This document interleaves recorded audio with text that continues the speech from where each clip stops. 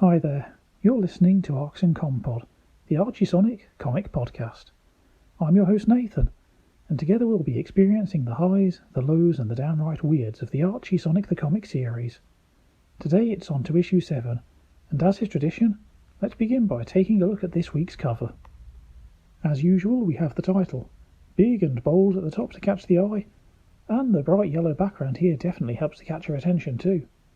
We see a series of books lined up, including the likes of Moby Dick, Ulysses and the Three Musketeers, and every single one of them has a huge hole through the middle.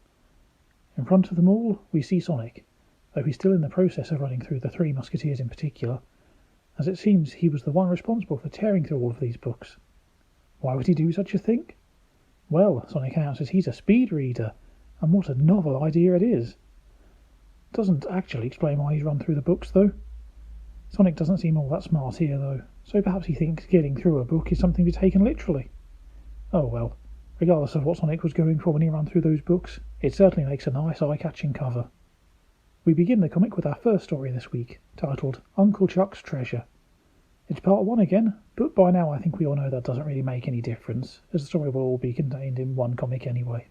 Tails is showing off the seesaw he made, and Sonic is suitably impressed, mentioning it's the first seesaw he's seen since he saw Robotnik Outlaw Fun and Games. Not quite extensive enough to be a full-on tongue twister there, but a bit of a mouthful all the same. Rota overhears them talking and is more than a little excited at the prospect of a seesaw, and asks if he can have a go. He doesn't wait for a response as he storms towards them, and Sally manages a little "uh-oh" from the corner, just before Rota lands with a crash on the seesaw and launches Tails up into the ceiling. Tails finds himself stuck in the ceiling for a moment while Rota apologises, but fortunately Tails isn't stuck for too long and manages to free himself from the hole in the ceiling with a satisfying pop. Rota runs in circles to try and catch Tails, eager to make up for his mistake, but Sonic swoops in to save his little buddy first. Rota meanwhile simply gets bonked on the head by what looks like a scroll that dropped out of the ceiling. Fortunately, the paper scroll isn't enough to hurt Rota and he recovers quickly enough, telling everyone that it fell out of the hole that Tails made in the ceiling. Not sure you can really shift the blame there, Rota. Pretty sure the hole's your fault. As he opens the scroll, he gets excited at finding a connect the dots, but Sonic corrects him, because as both Sonic and the reader can clearly see, it's definitely a map. The map isn't hugely detailed, but it has 8 points. It starts near the forest, moves down to some mountains, across to a jungle, up again to a lake, and finally curves back around to the centre with an X labelled Uncle Chuck's Greatest Treasure. I'm not sure you can't just go diagonally from the forest to the treasure, but I suppose that might make this story a little bit too simple. You might be expecting everyone to be excited at the prospect, but in fact it's quite the opposite. Rota declares, "A treasure? Big deal!" And Sally explains the issue to us readers. Ever since Robotnik took over the planet, money no longer has any value. Sonic isn't so easily discouraged, however. Reminds them all of something important. Uncle Chuck was a brilliant inventor.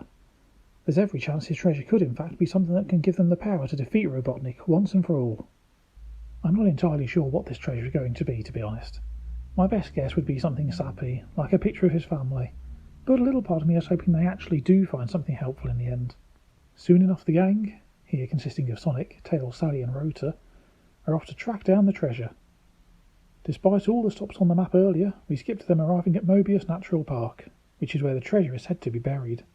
Sally warns everyone to stay on guard, because if Robotnik catches them, then they'll be the buried treasure, but Sonic insists it's a chance they have to take. Sonic also looks weirdly pissed off in this specific panel, at the bottom left of page 3. I don't think it has any particular meaning, it's just something interesting to note, and it's good to see Sonic's clearly taking this treasure hunt so seriously. Tails is seemingly oblivious to their arguing though.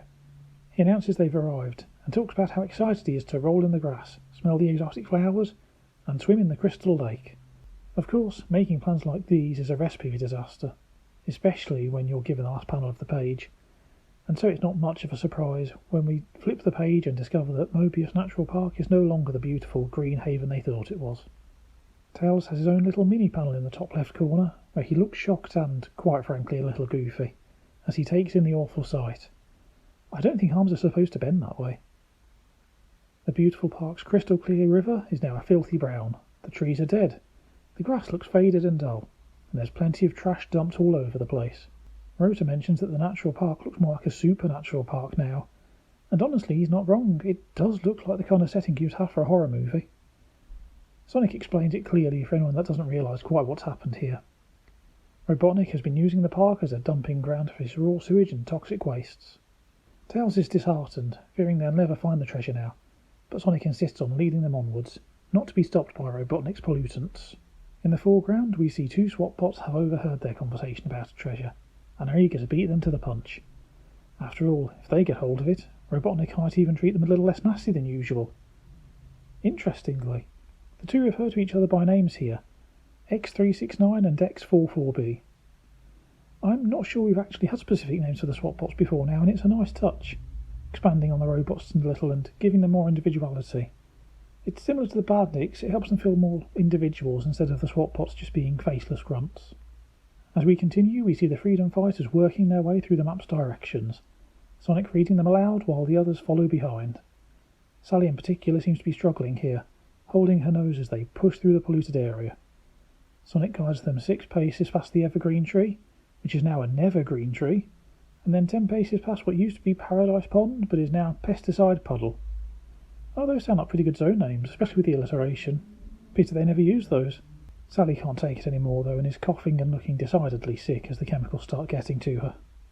Sonic decides he'll take over himself at supersonic speed, following the map alone to get it over and done with so he can get out of there. We see him zooming around in a zigzag for one panel, before finding the X they were looking for. Interestingly, it's just a literal X on the floor. Guess they're just lucky nobody else beat them to it.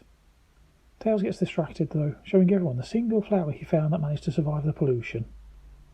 Only for it to be zapped away with a BAM from a laser that narrowly misses Tails.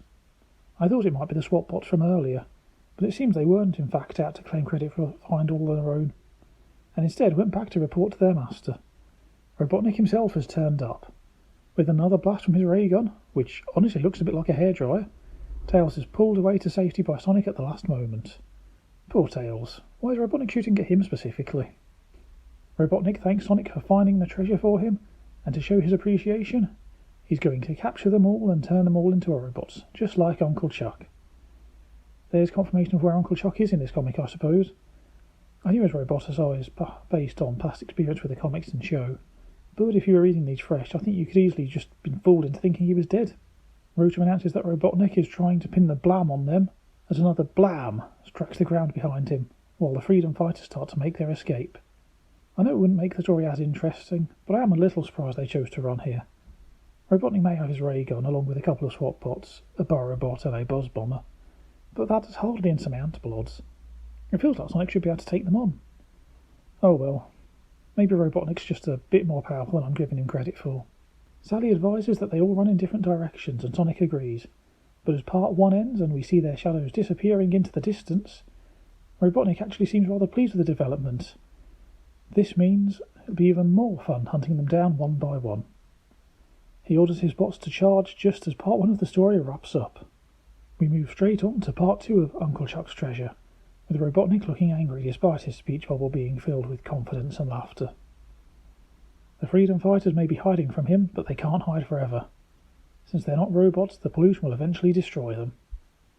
In the foreground we see a scared Sonic hiding in what remains of a tree, admitting to himself that Robotnik is right. None of them will last long in this toxic environment. I could be wrong, but I feel like this might be the first time we've seen Sonic outright afraid of Robotnik. It's interesting to see them humanise the hero a little and in turn make Robotnik seem all that much more intimidating and villainous. Sonic's never down for long though. He plans to make the wasteland work for them instead of against them, and once Robotnik is looking elsewhere, he pops out of his hiding place and races off to get to work. We see Tails is being hunted down by Burrowbot, ordering him to surrender or face his drill. Tails says it sounds like a drilling experience, somehow finding it in himself to make a pun despite how utterly terrified he looks. Fortunately, Sonic turns up in time to save the day. He taunts Burrowbot with, "Is that your nose, or did somebody smash an ice cream cone in your face?" It feels like a fairly low-tier insult if I'm honest, but it gets the job done. Burrowbot comes charging at him, and Sonic moves at the last moment, causing the Badnik to accidentally drill into a black barrel labelled with danger and a skull and crossbones. As Burrowbot pulls back, we see the full label for the barrel, high potency acid. And what's more, Borobot's nose has been all but melted off. Sonic warns him that he shouldn't stick his nose where it doesn't belong, or that it won't be long anymore. That, especially compared to the ice cream cone insult, definitely sounded better. Sonic's work isn't done, however, because in the background, Rotor is yelling, "Help!" as two SWAT-bots carry him off. Rotor is trying desperately to convince the SWAT-bots to put him down, insisting that he'd be a terrible robot because he rusts easily, but they aren't convinced. Rather than getting into a fight this time, however, Sonic hides nearby and pulls out his best Robotnik impression. "You tin-plated twits! Put down the walrus and head to the right now!" The SWAT-bots don't hesitate to follow their orders, dropping Rotor and marching to their right, straight into a sticky puddle of toxic ooze. One of them asks, "Who's responsible for this?" As Sonic tells them, "That's what you get, SWAT-bots." Well, going all in with wordplay here, aren't we? Next up, Sonic finds Sally trapped on a ledge by a Boss Bomber. Sally's panting for breath, exhausting and unable to run any longer, but Sonic races in to save the day. He rushes up and grabs her on the way, but Sally doesn't have the energy to keep running with him. Sonic seems fairly blasé about the whole thing, though.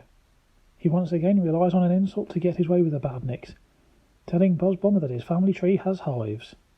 Though I'm not sure that really is an insult, is it? Either way, Boss Bomber isn't happy about it and charges at them, but Sonic and Sally slip away on some spilled oil as Boss Bomber smashes into the rocks behind where they once were. Sonic and Sally land in a puddle of oil, Sonic still happily talking about how he bested the Boss Bomber, while Sally can only muster a yuck at the state they find themselves in. With the Badniks dealt with and Robotnik nowhere to be seen, Sonic suggests they hurry and dig up Chuck's treasure while they have the chance. Soon enough, the four of them have managed to dig up a huge treasure chest. Sally tells Sonic he in particular in the treasure, because fighting off the Badniks was a great feat. Something about that phrasing seems to stop Sonic in his tracks, however, as he says, "Wait, did you just say feet?" This momentary distraction costs them, though, as Robotnik suddenly scoops up the treasure in a giant net and begins to fly away with it in his Egomatic. He laughs as he tells him it's truly a net gain, while Rotor flails his arms in the distance, demanding Robotnik return their treasure. I guess they're not scared of him and he doesn't have a ray gun. I suppose that makes sense, though I'd probably be more scared of someone holding a gun too. Robotnik cackles during his getaway with a, "The pleasure, treasure is all mine." Yeah. In the foreground, Sally asks Sonic if he's going to try and get it back, but he suddenly seems much less interested now. He smiles as he explains that he's just not as sentimental as Uncle Chuck, leaving Tails and Rotor to look at him questioningly. Sonic vaguely explains that, quite simply, he remembered what Uncle Chuck thought of as his treasure. I can't quite tell if he's upset or crying as he holds back laughter in this panel. There are a couple of tears and he's sniffing, but he's also got that kind of grin on his face that suggests he's laughing at the same time.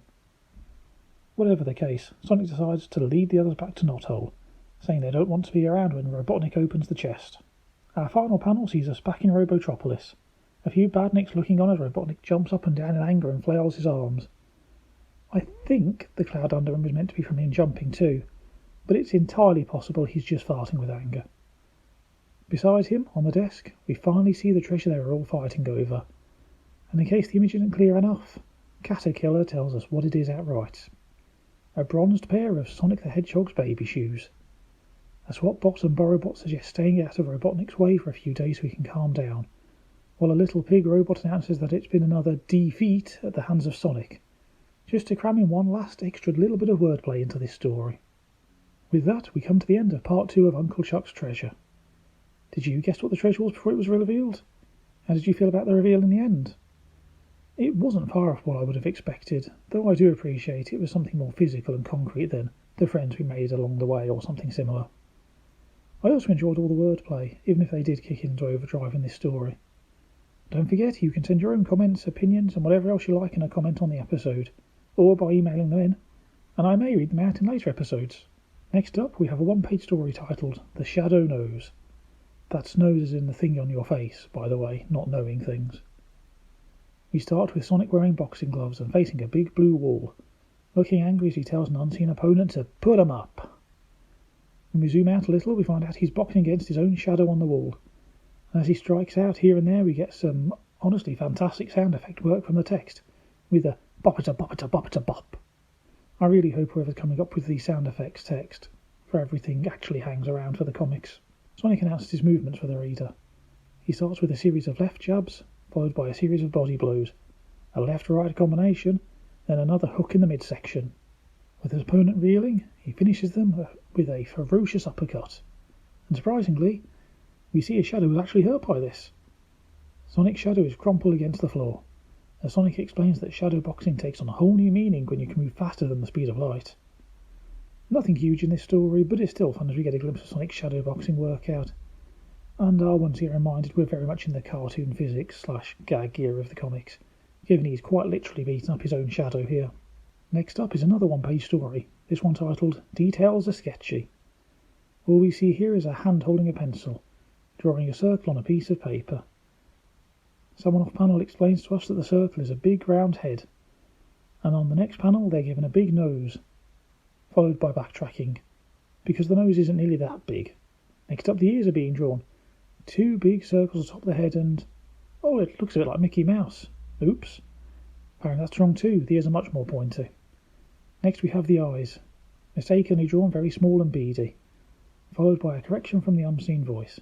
Can you work out what's being drawn yet? Well, as we pan out at last, we see the unseen voice was a badly beaten Crabmeat, who's been describing the guy that thrashed him.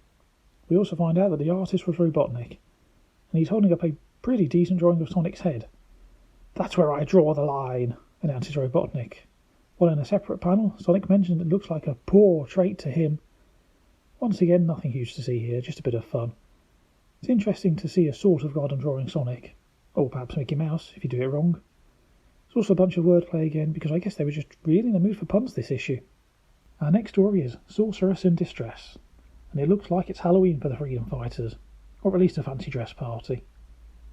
Rota is dressed as a bad report card, with a high of a D+ in history, and a terrible Z- in music. Who knew the grades went so low in Mobius? Next to him is Tails, dressed as a 2-tailed skunk, followed by Sally dressed as an evil sorceress in blue. Sonic seems to just be wearing a bush, with the label of Warning, Poison Ivy, which seems a bit lazy, but at least he's trying, I guess. And last of all we have Antoine, dressed in a devil onesie and holding a pitchfork. Despite everyone, except for Sonic, already having pretty decent costumes here, Sally complains that her outfit still won't be complete until she finds a stick to use as her magic staff. Antoine offers to accompany her to protect her in the forest, but apparently this isn't the first time someone's offered to help, because Sally just snaps at him. She's had enough of both Sonic and Antoine acting as her bodyguards, and is determined to prove she can look after herself. Antoine warns her of the danger of running into swap bots, but she says there'll be nothing compared to the danger if he catches the two of them babysitting her, and orders them both to back off. I'm not entirely convinced you're in the right here, Sally. I know it must be annoying, but you're a princess and leader of the Freedom Fighters. I feel like the entire resistance is going to be in a lot of trouble if you get yourself captured. Soon enough, Sally finds exactly the kind of stick she's looking for. She thinks about how amazing it would be if it turned out to be a real magic staff, dropped by a real sorceress who was walking in the woods. We have a narrator here, telling us that, unbeknownst to Sally, an underground geyser is about to burst forth from a nearby rock. The illustration also has a happy little gopher sleeping nearby, which I don't think is relevant to anything, it's just kind of nice. Sally amuses herself by imagining that, were the stick really a magic staff, and she could say, "Arise, rock, I command you," and then it would, oh, look at that, it did rise after all. We know it's because of the geyser, of course, but Sally is looking on in amazement as the rock flies off, seemingly thanks to her newfound magical powers. Even the sleeping gopher we saw earlier looks surprised at suddenly being awoken. Yet the narrator warns us that Sally doesn't know she's currently being watched by a secret but sleazy admirer. I wonder who that could be. We move over to Robotnik's base, where he's watching Sally through a monitor. He explains to Crabmeat that this is the one he's been waiting for all his life. Crabmeat wonders if it means someone with a cure for bad breath, which kept him a swift kick in the rear from his creator, as Robotnik corrects him. No, what he's been waiting for all this time is a woman with power even greater than his own. With such power he could defeat the Freedom Fighters, take over the universe, and maybe even star in his own comic book and TV series. I mean, I don't think he has to try too hard. A lot of this comic has felt more like a Robotnik series, especially in the earliest issues. With all this in mind, Robotnik announces he thinks he might even be in love. So I guess he doesn't recognise Sally here and thinks she's genuinely a sorceress. Who knew it'd be so easy to disguise the princess? Maybe she could be safe wandering around alone after all. We move back to Sally now, who is in the process of trying desperately to order a log to arise from the ground. Of course, with no secret underground geyser ready to blow, it's no use. She finally starts to question whether the staff is magical or not as she sits on a log, wondering if perhaps she's simply using the wrong magic words. She's about to suggest some other words to try, but interrupts herself with a scream as Robotnik suddenly leaps out of the bushes in front of her. He's pretty spry despite his size. Robotnik definitely doesn't recognise her, it seems, because he's going all in, trying to seduce the most powerful sorceress that he's just met. He doesn't waste his time speaking of emotions, as he claims he doesn't have any, so instead lets his gifts speak for themselves. Firstly, a beautiful bouquet of living being eating weeds. Secondly, an economy-sized box of bonbons, chocolate on the outside and most royal on the inside. Lastly, he presents her with a love poem, which is brief, so I'll recount it here for you. Please be my wife, not for better, for worse. We'll rule over Mobius with the power of our curse. Robotnik finally drops to his knee as he takes the sorceress's hand and asks her to marry him, while Sally looks a mixture of shocked, panicked, and outright horrified. I mean, credit where it's due, Robotnik's really doing his best here. He even offered to give food to her, and in the nicest possible way, he doesn't look like he'd be offering that to people very often, if ever. Sally realises he doesn't recognise her, and needs to play along if she's to stay out of his robot-making machine. She asks him for time to consider his proposal, and he agrees, while carrying her off with him, so he can start preparing their spectacular but practical wedding ceremony while she thinks about saying yes. As Sally is carried off, we find out Sonic was hidden nearby and saw the entire thing. But if he tries to save her now, Sally will know he was keeping an eye on her. Also, Sonic looks really goofy in this one particular panel. In fact, he looks a bit like Goofy himself from Disney, because his nose is just a bit too long. If you have access to the comic, do check it out, it is worth a chuckle. Sonic decides to simply follow Sally and Robotnik now while staying out of sight. Soon enough we find ourselves at Robotnik Hall, and according to the signage, all parts of the building were hauled by slaves. Inside, Robotnik is making an announcement that there has not been a reason to celebrate since he took over, because of course, anyone who dared to celebrate would have been destroyed. Today, however, Robotnik is willing to allow a whopping 10 seconds of celebration once the ceremonies are complete, as soon as he and the sorceress have been wedded by his new Wedomatic computer. It looks a bit like a big slot machine with googly eyes coming from tubes on the top, and is currently cycling through its lines such as, "The ring please," and "You may now kiss the bride." Sonic is hiding behind the stage, behind a curtain, as he wonders how he can possibly help. Yet Robotnik seems willing to wait before the wedding, which I suppose gives him time to come up with a plan. Before the ceremony, Robotnik wants his new bride to give everyone a demonstration of her powers. He suddenly seems suspicious and wants confirmation of her powers, and that she's not trying to simply make him seem foolish. Though if that's the case, is it not a little late? I know he's eager, but geez, Robotnik, maybe sort this out before you're up on stage. Behind the curtain, Sonic has a surprisingly evil grin on his face, as he considers how he could take this opportunity to make Robotnik look foolish. Sonic announces it's time for him to pull off a little Sonic sorcery, because a warp speed spin will make him invisible. Wait, is that something he can do? Why has he not done this before? That is a hugely helpful ability. And yet somehow I feel like this will be the last we see of this incredible power too. Sally is stumbling over her words as she tries to buy some time, while Robotnik grows impatient. He has his hands on his hips and is tapping his foot as he says, "I'm waiting." The body language and catchphrase seem awfully familiar somehow, don't they? An editor's note draws attention to it too. In case you're a younger listener, though, I will explain, as they didn't. The foot tap and the "I'm waiting" was a catchphrase of Sonic's in the old cartoons. Suddenly, something hits Robotnik in the stomach, and he yells out in pain. He yells again as something steps on his foot. Then his cape is brought forward and pulled over his head, all before he's unceremoniously boosted off the stage and lands with a crash amongst his bots. The bots we can see here are mostly familiar, with the swap bot and the borrow bot, but there's also a weird brown bear kind of looking thing in the front, and I don't really know what it is at all. I don't recognise it in the slightest. If you do, please comment or email in and let me know where I should have seen it before, if anywhere. We also see what seems to be a roboticized Mobian here, perhaps some kind of a raccoon or something, in amongst the rabble of badniks. What's more important, however, is Robotnik blaming the sorcerer for what happened to him. He calls the wedding off and orders his robots to catch the sorceress, but she already seems to be flying away using her magic staff. Sally looks just as shocked as anyone as she's carried off. Soon enough, she's back in the forest, and seems to have worked out what's happening. She tells Sonic to put her down because she knows it's him.